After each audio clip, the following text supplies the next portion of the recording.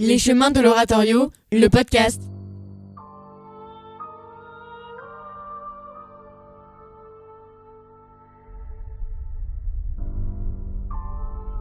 Deuxième épisode, formation instrumentale et lieu de représentation. Cordes, vent, continuo et cœur vibrant. Explorons la machinerie de l'oratorio. Les cordes tissent l'émotion, les vents colorent la phrase et le continuo, cette base qui soutient tout, donne le pouls du récit.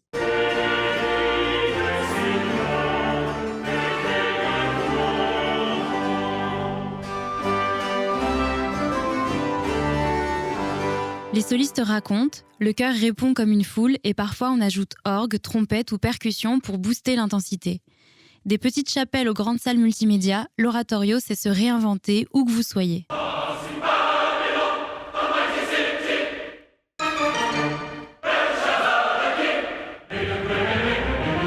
Au baroque, l'oratorio sait faire beaucoup avec peu. 3 solistes, un chœur, un continuo et l'histoire prend forme. Les solistes, ce sont les personnages. Ils racontent, confrontent, expriment. Leurs airs sont souvent courts et frappants, des moments où l'émotion se cristallise. Le chœur joue plusieurs rôles à la fois. Foule, conscience collective, témoin ou commentateur. Il peut soutenir l'action, la commenter ou la faire monter en puissance. C'est lui qui transforme l'intime en événement partagé.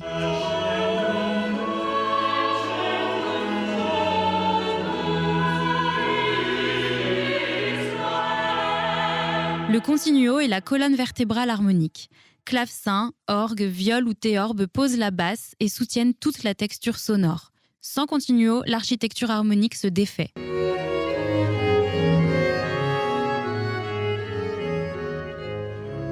Sur le plan instrumental, le principe du concertato met en jeu solistes, chœurs et des petits groupes instrumentaux.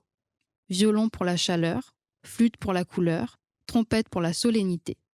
Chaque timbre répond à une intention dramatique.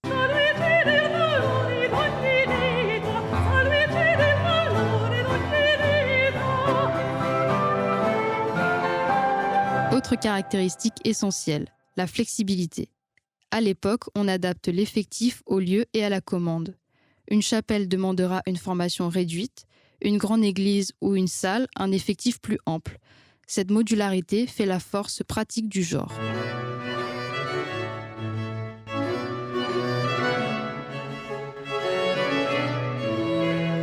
Aujourd'hui, certaines formations restituent l'équilibre baroque à l'identique. D'autres élargissent l'orchestre pour un rendu plus symphonique et cinématographique. Mais l'intention reste la même. La voix au centre, le dialogue serré entre les solistes, chœurs et instruments, et une énergie dramatique qui capte l'attention. En bref, une écriture précise, une mise en échange constante et un art du soutien. 3 solistes, un chœur, un continuo. Et voilà la machine qui fait vivre l'oratorio. La musique raconte, le chœur rassemble.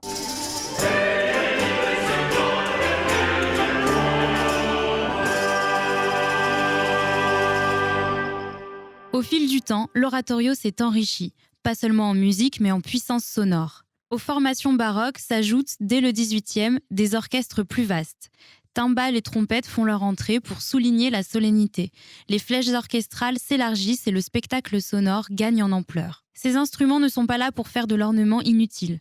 La trompette apporte la clarté héroïque, les timbales inscrivent le rythme cérémoniel. Ensemble, ils intensifient la dramaturgie. Et quand l'orchestre s'agrandit, la dynamique change. Le chœur doit lutter pour se faire entendre, la direction se charge de l'équilibre et la scénographie sonore devient une affaire d'ingénierie.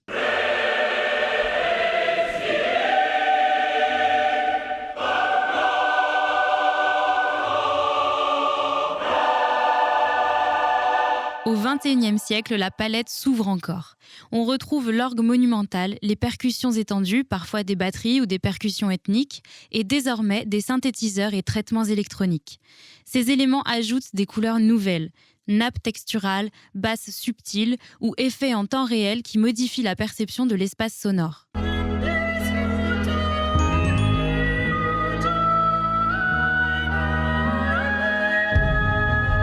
L'intégration de l'électronique change la dramaturgie. La voix peut être traitée, spatialisée, doublée, les sons préenregistrés dialoguent avec les musiciens live, La diffusion ambisonique ou la spatialisation 3D place l'auditeur au centre de l'action. C'est une écriture différente où la technologie devient un instrument à part entière.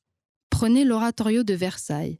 Il combine instruments historiques, chœurs, orgues et synthétiseurs pour créer des textures où l'ancien et le moderne se répondent. Le résultat n'est ni gadget ni folklore.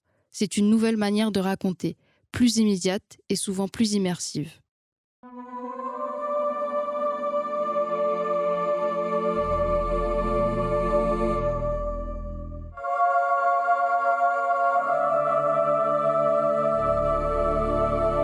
En somme, l'élargissement instrumental a toujours servi la dramaturgie.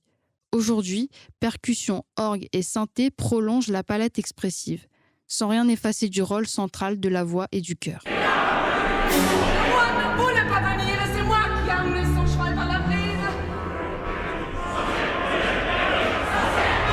Chapelle romaine, église allemande, la chapelle royale de Versailles. L'oratorio a d'abord vécu dans des lieux qui parlent, architecture sacrée où la résonance elle-même fait partie de la partition.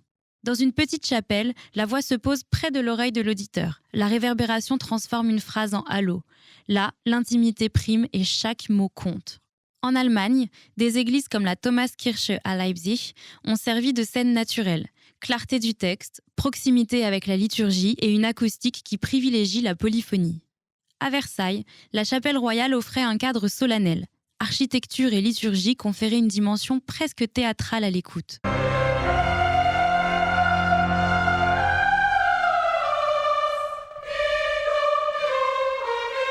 Mais l'histoire ne s'arrête pas aux murs sacrés. À partir du 19e et surtout au 20e siècle, l'oratorio migre vers de grandes salles, philharmonies, théâtres et festivals. Ces lieux exigent un autre rapport au son. Plus de puissance, un équilibre précis entre orchestre et chœur et une mise en espace pensée pour des publics nombreux. Aujourd'hui, des salles comme la Philharmonie de Paris ou le Musikverein de Vienne accueillent des oratorios dans des conditions techniques très contrôlées. Acoustique conçue, diffusion possible, dispositifs scéniques modulables. Ces grandes salles permettent des productions ambitieuses, parfois multimédia, tout en conservant l'exigence musicale. On voit aussi des formats hybrides, oratorio en plein air, performances immersives dans des centres d'art ou créations diffusées en ligne. Le lieu devient partie intégrante du projet artistique. Au fond, que ce soit dans une chapelle intime ou une grande salle contemporaine, l'essentiel reste le même. L'espace change la façon dont la musique arrive à vos oreilles et chaque lieu raconte sa propre version de l'œuvre.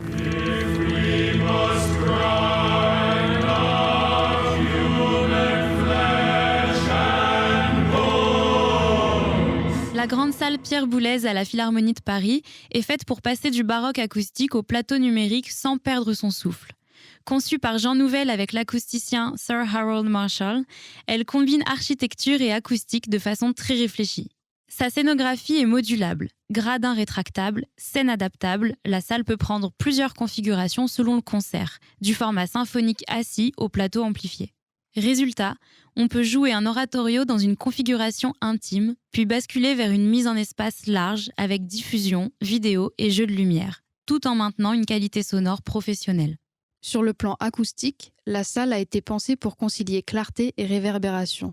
Un équilibre précieux quand la voix doit rester compréhensible au milieu d'un grand orchestre ou d'un dispositif électroacoustique. Pour un oratorio hybride, c'est l'idéal. La technique permet la spatialisation du son, la diffusion multicanale et l'intégration des dispositifs numériques sans sacrifier l'éloquence des voix et du chœur. Bref, patrimoine et haute technologie cohabitent ici pour offrir des mises en scène sonores qui respectent l'histoire du genre tout en l'amenant vers de nouvelles formes.